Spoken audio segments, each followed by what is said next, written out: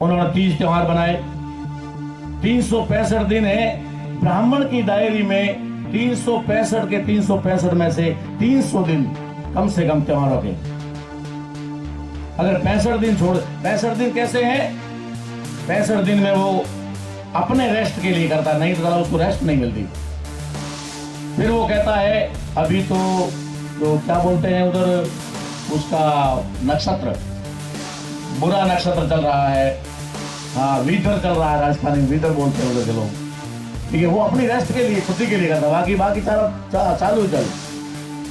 तो ये त्योहार इतने भयंकर रूप से हमारे ऊपर डाल दिए हैं कि वो आदमी सप्ताह में जितना कमाता है उसको त्योहार में 2 बार खर्च करना पड़ता है। तो इस तरीके से क्यों हो रहा है ऐसा? क्योंकि जब वो असुरक्षित होता है तो वो अपनी सुरक्षा का बंदोबस्त करता है। इसलिए उन्होंने जो कभी हिंदू नहीं मानने वाले लोगों को भी हिंदू में शामिल किया और उनके ऊपर वो रीति रिवाज थोप दिए और कहा कि ये तुम्हारे रीति रिवाज हैं। रीति रिवाज क्या है मैं आपको समझाता हूं। उनको मालूम है इनको मजदूरी मिलेगी, इनके लिए एक फिक्स रेट हो जाएगी, फिक्स तनख्वाह हो जाएगी, इनके पास संपत्ति का अर्जन शुरू हो जाएगा। तो उन्होंने सोचा, मैं उदाहरण देता हूं एक साधारण से मजदूर का, आज वर्तमान का, आज की तारीख का देता हूं। एक मजदूर आज कम से कम 250 रुपए कमाता है। अगर वो 250 रुपए कमाता है और ईमानदारी से वो निरंतर 30 दिन काम करे तो 7,500 रुपया महीने का बनता है। अगर महीने का 7,500 रुपया बनता है और वो अपने घर में कितना ही बढ़िया से बढ़िया भोजन, अच्छे से अच्छा कपड़ा और अपने रहन सहन का ढंग सही कर ले, तब जाकर के उसका 4 से 4,500 रुपया खर्च होता है। मंथली उसके पास 3,000 रुपया बचत होता है। 3,000 रुपया अगर बचत होता है एक महीने का, तो साल का 36,000 रुपया बचत होता है। अगर एक साल का 36,000 रुपया बचत होता है तो 10 साल में 3,60,000 रुपया बचत होता है।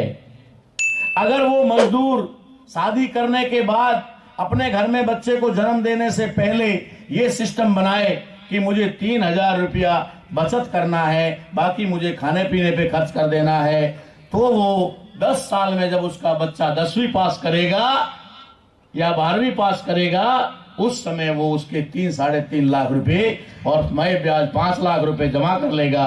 वो 5 लाख रुपए से उस बच्चे को डॉक्टर इंजीनियर बनाने के लिए व्यवस्था कर सकता है।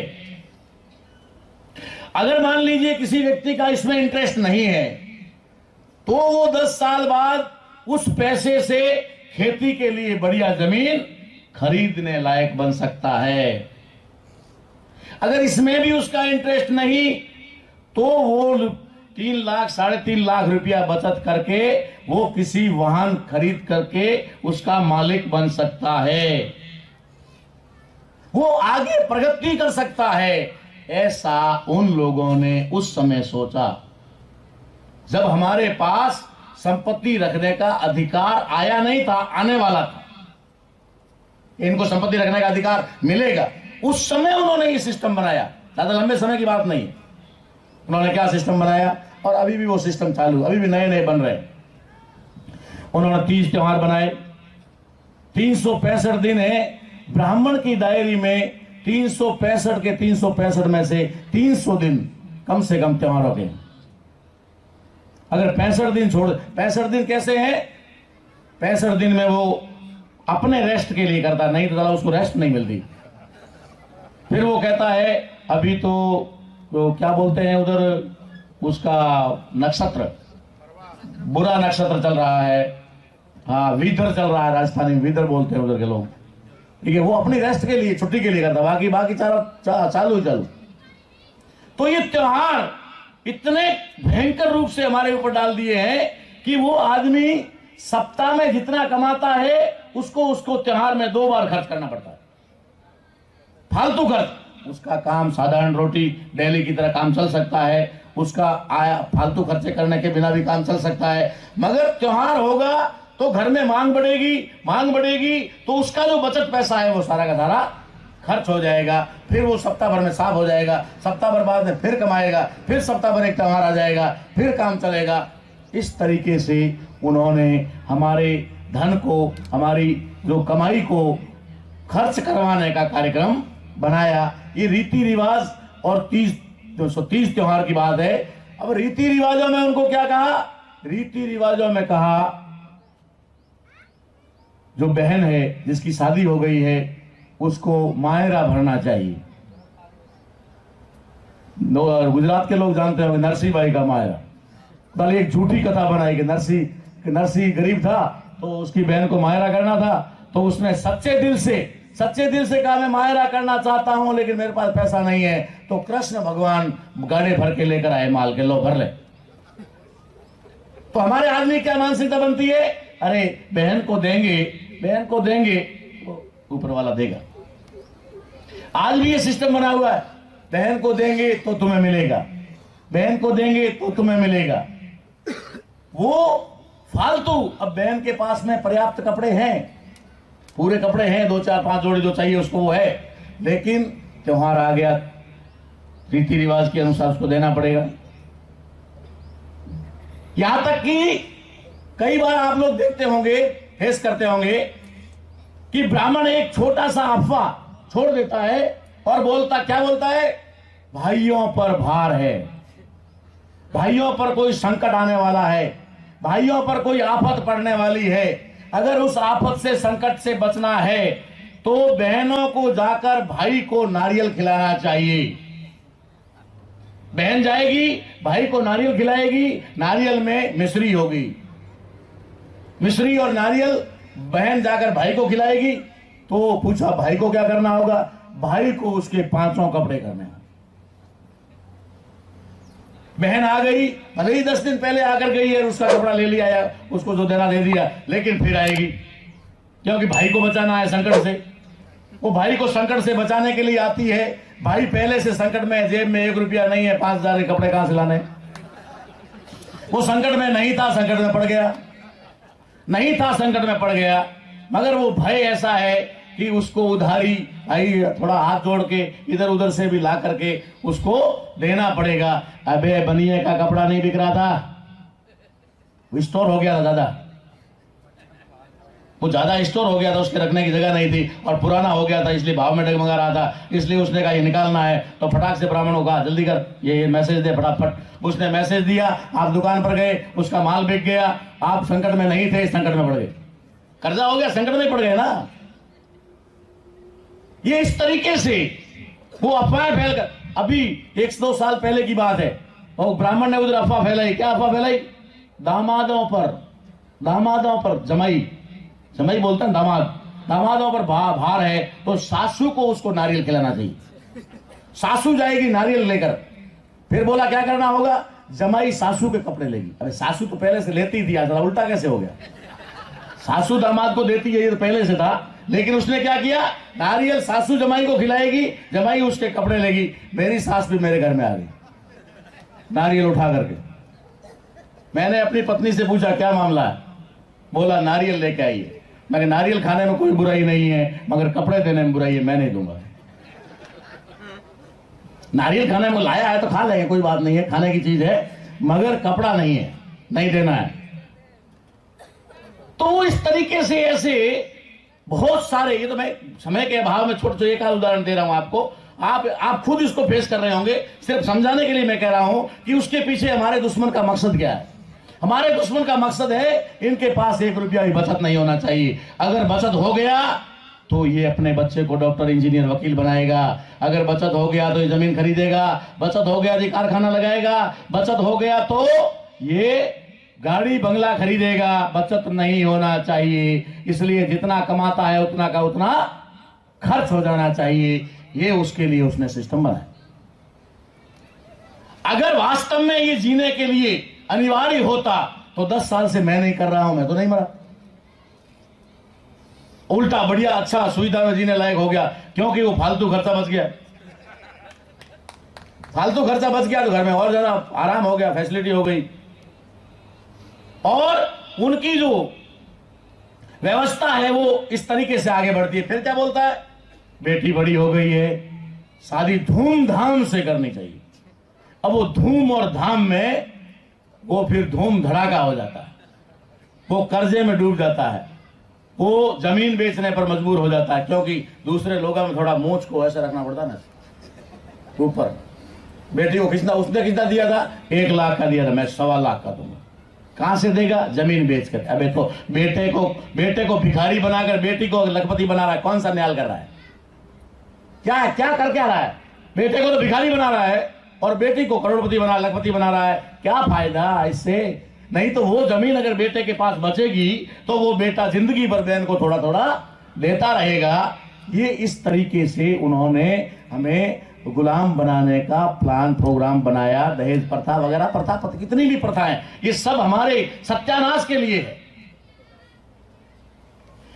फिर ये 16 संस्कारों में भी होता है और भी ऐसे कई सिस्टम है उनमें होता है। आखिर में क्या होता है? फिर भी कुछ सोच होशियार सावधान मित्रेयी लोग कुछ बचा लेते हैं। फिर भी उन्होंने ये भी सोचा फिर भी इनके पास कुछ बचेगा, इतना सारा खर्च करने के बाद में भी कुछ बचेगा तो क्या करना चाहिए? तो 10-12 साल में कोई ना कोई तो मरेगा ना। 10-12 साल में उसके घर में 15 साल में कोई ना कोई तो मरेगा तो बोलेंगे जा गंगा जी, जा उधर हरिद्वार, जो बचा बचाया है वो और कुछ और उधार लेकर के।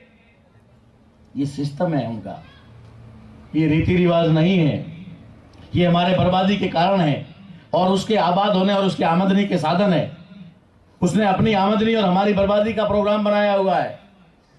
तो ये जन्म से लेकर के मृत्यु तक यानी मृत्यु भोज तक के जो भी रीति रिवाज और संस्कार हैं या जो तीज त्योहार है, जो भी उन्होंने बनाया हुआ है, वो सारा का सारा हमारे लिए आर्थिक कमजोरी का एक जरिया है कि इन लोगों को संपत्ति रखने का अधिकार मिल गया है। संपत्ति रखने का अधिकार मिल गया है तो अब इनकी संपत्ति को वापस ले लो, इनके पास नहीं रहनी चाहिए और खास करके किसी अच्छे कार्य में नहीं लगनी चाहिए, इनकी प्रगति में नहीं लगनी चाहिए। इसलिए शादियों के कंपटीशन में अगर मान लो जो कह एक आदमी जाता है शादी में जाकर के वहां की व्यवस्था देखता है, डेकोरेशन देखता है, वहां के हाई फाई देखता है और धीरे से वो बच्ची के लड़के के बाप को पूछता है कितने वाली डिश है? तो बोलता है ये डिश 500 वाली। वो तय करता है अपने बच्चे की शादी में 700 वाली लगाए। उससे क्या तेरा बच्चा कलेक्टर बन जाएगा? उससे क्या तेरा बेटा डॉक्टर बन जाएगा 700 वाली प्लेट खिलाने से? लेकिन ये कंपटीशन, ऐसी भावना डाली गई, ऐसी जानबूझ करके वो भावना डालते हैं कि आपको अच्छा बनना चाहिए, अच्छा करके दिखाना चाहिए, जिसने किया उससे आपका बेहतरीन दिखना चाहिए। ये सारे के सारे बर्बादी के, खर्च करने के ये तरीके उन्होंने हमारे लिए बनाए। तो ये जन्म से लेकर के मृत्यु भोज तक के जितने भी मामले हैं ये बनाए। उसके अलावा उनको मालूम है इनको शिक्षा मिलने वाली है। शिक्षा से इनकी तरक्की हो जाएगी, इनका विकास हो जाएगा।